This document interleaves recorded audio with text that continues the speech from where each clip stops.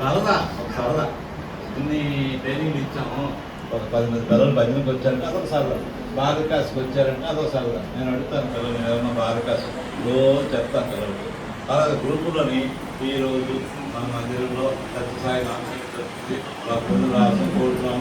ఆ మెసేజ్ చూస్తున్నాం, అది ఎవరు చూస్తారో ఎక్కడ కంటేనే ఎంతమంది చూసో చూసుకోండి.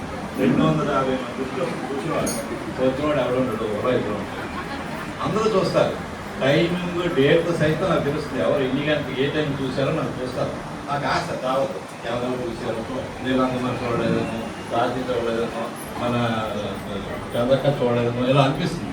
కానీ చూస్తాను, టైమింగ్ అన్నీ చూస్తారు. కానీ భజన ఎవరు ఉన్నవాడు, గాయకులు ఉన్నవారు, బరువులు ఉన్నవారు తప్పదు.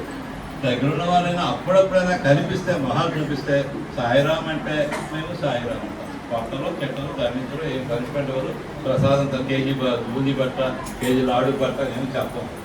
సరదాగా చాలామంది కొంతమంది వస్తారు, ప్రసాదం తీసుకుంటారు, సరదా ఎక్కువ సరదా. మీరు కనీసం భజనకి రండి, అది ఒక్కటే మా కోరిక. సేవకు రండి, బాధికాసు రండి. ఇంకా మీ అభిమానులు ఇంకా రకరకాల ట్రైనింగ్లు ఉంటుంది. ఓకేనమ్మా? సాయిరామ్ అందరికీ కూడా